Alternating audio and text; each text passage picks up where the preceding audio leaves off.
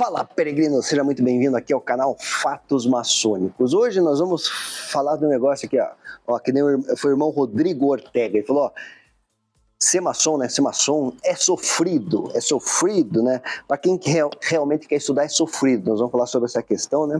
Ele fala que os altos graus, os graus são chamados de altos graus porque você tem que ter um alto grau de tolerância. Então a temática vai ser essa, né? A sofrência, né? Que os maçons acabam sofrendo, né?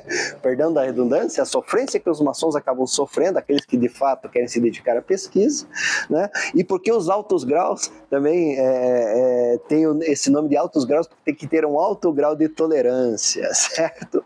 Eu me chamo Luiz Miller, sou mestre maçom e faço parte da Ordem Maçônica Universal. E eu queria dar um recado para você que está chegando aqui agora nesse vídeo, presta bastante atenção que pode mudar a sua vida. Milagres não existem e você sabe bem disso. Para tudo é necessário planejamento. Já pensou em fazer um planejamento financeiro? Ninguém melhor do que uma pessoa tecnicamente habilitada para isso. Por isso que eu tenho uma parceria com a Palladio Investimentos e Recursos Financeiros. Consulte um dos nossos especialistas. Ele vai lhe apresentar um plano concreto de planejamento e investimento que realmente pode mudar a sua vida, através do consórcio imobiliário de altos bens e serviços. E se você não pensou nesse assunto ainda, faça uma consulta. Você vai ver que vale muito a pena.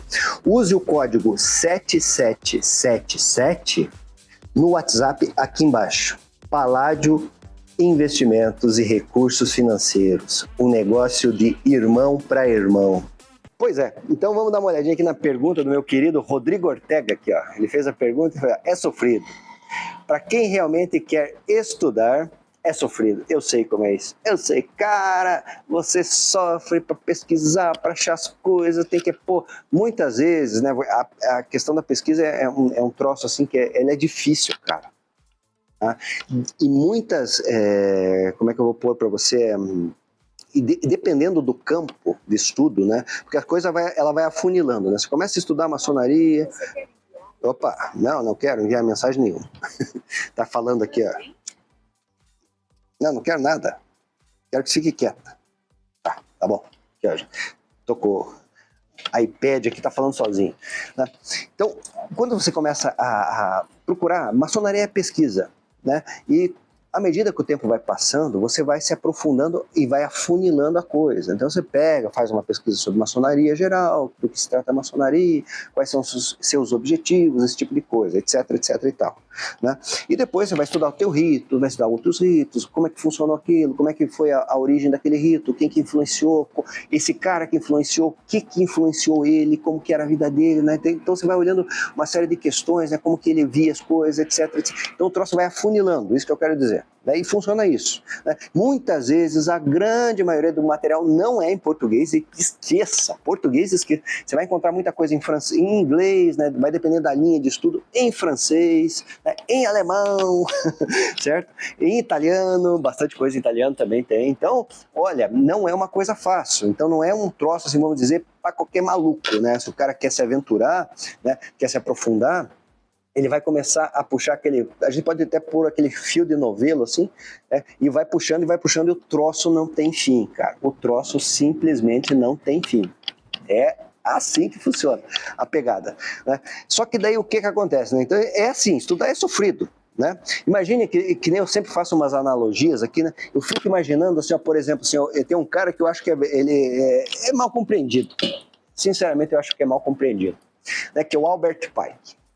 Cara, porque assim, eu conheço a história do cara. Então, você veja, né, o irmão, né? Eu falo cara assim no melhor dos sentidos, né? Então é um grande estudioso, né? Uma pessoa assim, cara, que transformou, de fato transformou, né? Concordo com tudo que ele falou?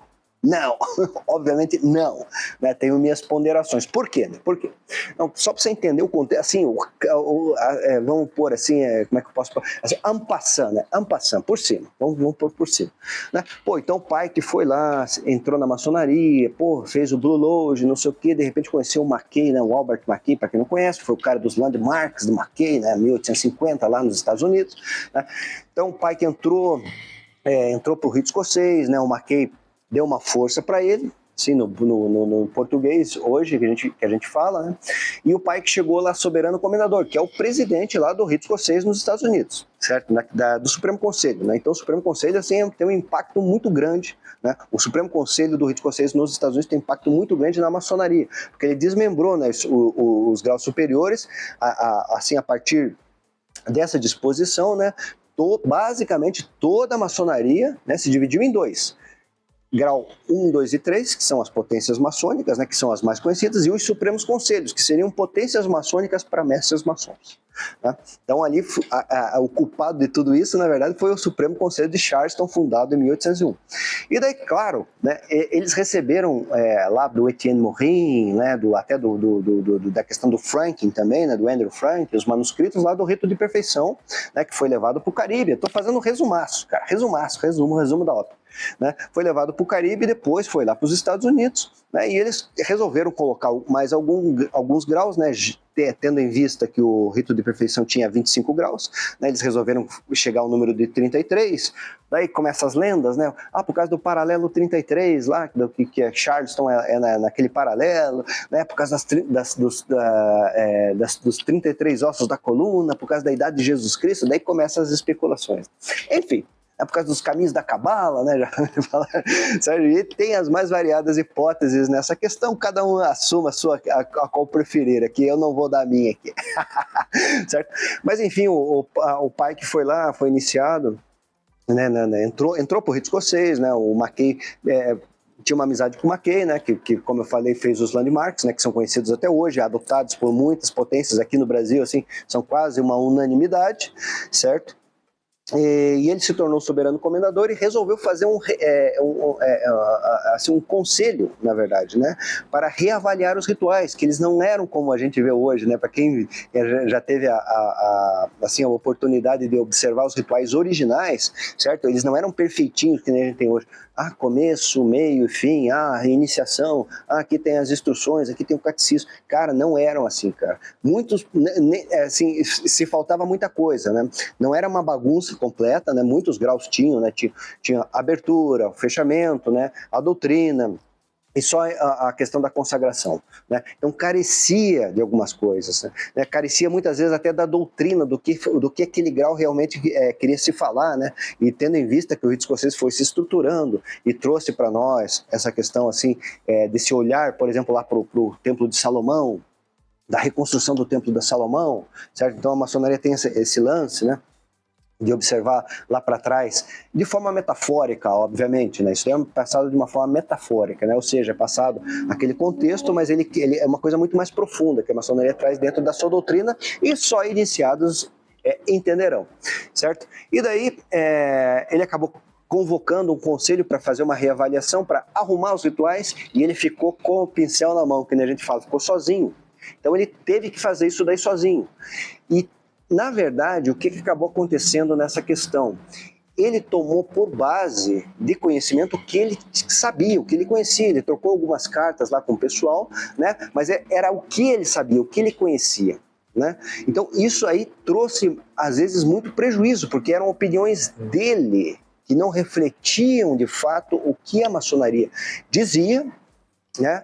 Nem o que o rito escocês queria dizer. Então teve essa problemática, né? Então o que acontecia naquela ocasião, né? Em 1860 ele foi soberano comendador, né? Quando ele fez o estudo e deixou tudo certinho, moral e dogma, ele entregava para os irmãos que recebiam lá o grau 32, por exemplo, né? Que lá o 33 é um colegiado.